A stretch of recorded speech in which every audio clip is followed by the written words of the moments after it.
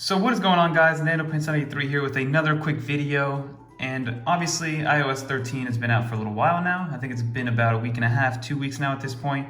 And in playing with it, every single day I find like new little things where I'm like, whoa, this is a lot more convenient than it used to be, right? So I wanted to make this video, 7 iOS 13 like tweaks slash tricks that you didn't know expected, that weren't really advertised in all the keynotes and weren't really shown to be like, hey, this is why you need iOS 13. So these are a lot of like more back-end, small little tweaks that can kind of help your everyday use of the phone or iOS device that much better. So let's hop right into it. So number one is going to be in the Mail app. The first thing which I found really, really nice was before, if you wanted to delete a whole bunch of emails, it was so annoying through the regular native iOS Mail app. So now what you can do is instead of pressing, before you had to press edit, then tap each one individually, right? So now if you hold 2 fingers on the screen, you can now highlight multiple ones at the same time. And if you release it, you can just kind of swipe with the right one and just start dragging your finger down. As you guys can see, it's highlighting all of these. Make sure you keep your finger on the left side of the screen, because if you go to the middle, then it just swipes it like that. So what I like to do is just go like that. And again, it highlights a lot more, and it's a lot easier to actually delete or get rid of, or put them into groups, things of that nature. So that's a nice little tweak that Apple added into its native Mail app, which I really, really enjoyed. So now with the addition of Apple Arcade, the App Store layout has changed a little bit. Before it used to be that to go to your update section on the bottom right is where you would update it from. But now, as you guys can see, with your little emoji section, this is where your updates come into play, right? So you just click update all, this is where it is. And it is a little bit tedious to get to, so I realized that if you just long press on the Apple Store, you can just go to the update section and it'll take you directly there. So that's a nice little shortcut that I can see myself using when I see that the little update icon is on. You just go to the updates again, and again it takes you to the update screen, which I thought was a nice little addition. And also, if you don't want to sit there and long press on the apps, right? So you would have to long press, rearrange apps, and this is how you start deleting applications when they go into the wiggle mode.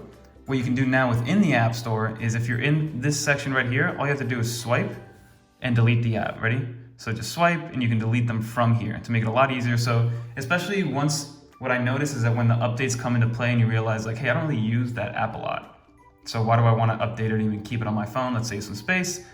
Just hit delete. So a nice little addition to kind of give you a workaround from what Apple kind of took away from us. Another interesting one has to do with Safari. So if we open up Safari, as you can see, I have a bunch of different pages open. And for instance, what you can do is if you hold down the bookmark button, you can add a bookmark for all the open tabs, right? So I can create one. We can call it whatever we want. I'm gonna call it finance. Because every morning what I like to do is I like to open my main finance apps to check. So I open up my bank account, my American Express, I use Digit for savings, Betterment, I use Mint as a collaboration tool or a consolidation tool to kind of look at my finances. And every morning I like to open it up, check everything for about 5 minutes, and then I close them all out. So what you can do is, if you have an instance like that, so once you've saved all the bookmarks at the same time, it just creates a folder for you, which I think is really, really nice. And you can just click on here, and then all the pages that were open at that one point are now available right there in the bookmark menu with a bookmark folder created.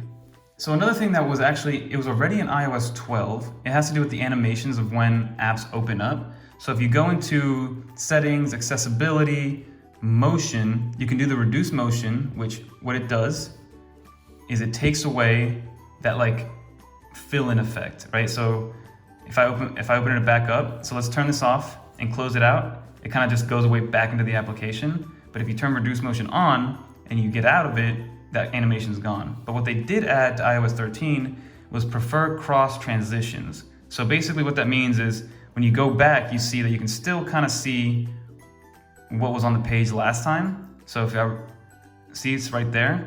But if you do prefer crossfade transition, it just kind of disappears. So another really cool one that I found that's going to be very useful for me, especially because I use a third-party app for this, is for scanning documents and being able to send them, via email or whatever the case may be. So before I used to use an app called Genius Scan, which is an amazing app. I use it all the time for work. But now in the new Files app, I feel really bad for this application because of the fact that it's no longer going to be needed, right? So if you go to the Files app, this is what you're greeted with. And if you click on the three dots up here, there's now an option to scan a document.